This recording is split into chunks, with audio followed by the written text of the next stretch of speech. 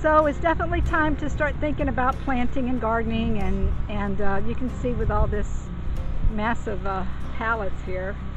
Boy, after doing that pallet house, I thought I'd never return to pallets again, but they do come in handy for various things. So our volunteer pallet day really didn't happen, so it's on me to get out here and get these things cut and try to get them assembled and get them ready for our wicking bed so we can start getting our planting going. So I managed to get the first pallet, wicking bed pallet put together myself, but it's a little bit tough for me with this hardwood, so I employed the help of my hubby. Hey there, sexy man. It's a beautiful 80-degree day, spring day, and anyway, we're putting, this is our second one, our second pallet bed here. Like I said, these are going to be self-watering beds. We got 4 of them already cut and ready to go, so we'll probably do about 6 at least. We got a big space out here to do it in, so. But moving right along. So we've got 4 pallet boxes assembled here. You can see I started putting some funky little color on them. Ran out of paint though. I gotta spray them again, but just wanted to make them really cute and decorative. But we've got 4 that we've assembled. We've got some sand here we got to just level out the bottom since we have mulch on the bottom and make it so it's nice and clean before we put our gravel in, make our beds. So yeah, we're going to start with these 4 and see how it goes. I think I'd really like to do about 8, about 4 more, but get these going. It's a bit more work than I expected, but I think it's going to be worth it in the long run. This will be self-watering once we get everything, all the labor done. But okay. Alright, so we are hoping to get these pallet beds with the soil in today. As you can see, we've got the gravel in the bottom, and we've got our little pipes that are leading out to that one's going to be like our drainage pipe, I guess. And then there's one over the corner that's going to be the fill pipe.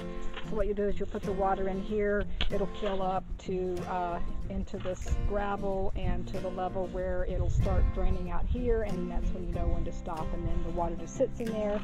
And then the burlap, what it does is it collects the moisture, it wicks up, and that's what the soil will go on top of that, and then the plants on top of that, and then the whole thing will just with the pallet wicking beds are done and the plants are in. Oh yeah, I'm so jazzed. And it was a bit more work than I expected getting these pallet beds take a lot of dirt. I can't tell you how many bags of organic compost and soil we used in here. But anyway, they're done, and we've got some good stuff growing in here. I did a lot of companion planting. It's something I'm trying. I'm new at this whole gardening thing, but I've got a bunch of peppers and and spinach in this one. Things that are supposed to grow well together and be compatible. So onions, cucumber, squash, spinach in this one too. Then over here I got a bunch of maters and some basil and some herbs and bee balm, yeah, cauliflower, and broccoli in this one. Not only have we got our wicking planting beds in, I spent some time yesterday and got my hydro tower going again. Haven't been able to use this in probably a couple of years. But now that we have regular solar power that works and consistently, we can actually run this. And if you get close enough, come on up here, Dave, you can actually hear it. Right now the water is running through it. Hear that? Ooh. Yeah, the water's running up and down in here. It cycles in and out like every 15 minutes. We've got it set for every half hour. It runs over for 15 minutes. So pretty jazzed about that. It's actually very easy to do, and I'm going to kind of see what works best, the hydro tower or the wicking bed boxes, and see how what kind of growth we get out of it. But anyway, I'm excited about that. So we're going to have some food that we're growing ourselves. Yay! Hoo-yah! Hoo-yah!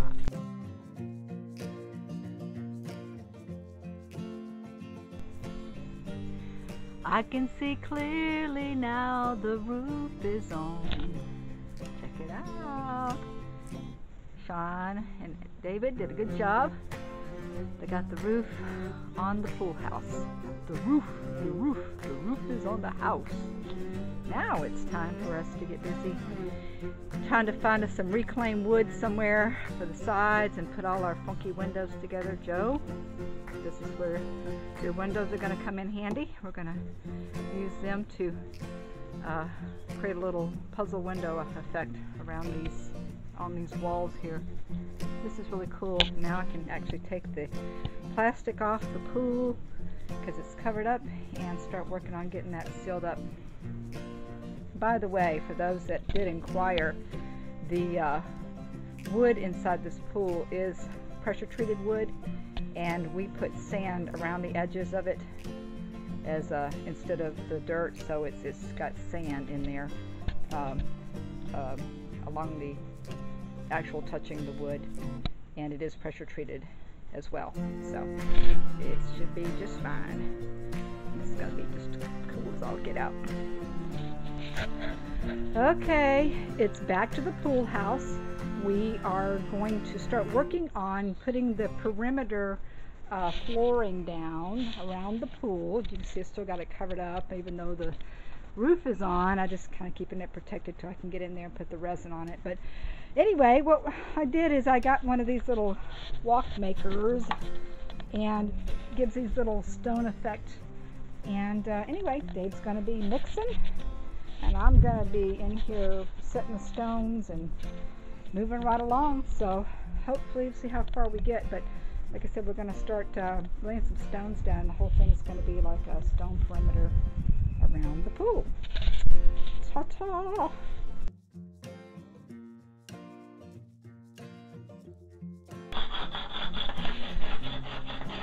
Okay, you can see we've been diligently working on getting this pool deck and pool house together. You can see we've poured all of these concrete stones in. We had a little concrete mold and filled it all in, and it took about 2.5 days and about 80 bags of concrete. And Dave's over there cleaning them up with a honing stone, making them look nice and sharp before, or actually not sharp, nice and smooth. For bare feet. For bare feet, yeah. So hopefully it won't be too bad. And you can see I've pulled the plastic back and cleaned up the bottom of the thing, getting ready to resin it and to get it waterproofed, totally waterproofed. Get the trim around the edge there, the border, and I got a ladder coming, and before too long we'll be filling this puppy up with some water.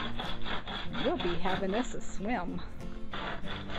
Still got to do the close in the pool house with the windows, but that'll come next after we get this part done. So stay tuned and you'll see how I get all this nice and pretty colored up stones and get it all sealed in.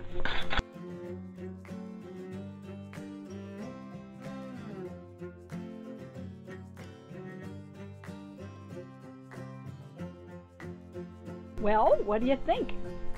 The stones have been painted, they have been sealed. Still have to put the sand in between them all, but I think they're pretty darn cool looking. The pool, as you can see, we've cleaned up, got all the plastic out of the way. I've resined the inside of the pool, believe it or not, and of course we're going to put the border on, and then we'll start working on closing it in. But we made some good progress on this guy. And I'm looking forward to getting splashing in that thing pretty soon. Oh, pool ladder. Let's see. Got the pool ladder over here. We're going to have to do a little finagling with that and lift up some of these stones over here and cement it down in the ground somehow. Figure that out. But got the pool ladder going in the corner, and then we're good to go to start, like I said, start working on closing this in and making it an actual pool house. All right. Stay tuned.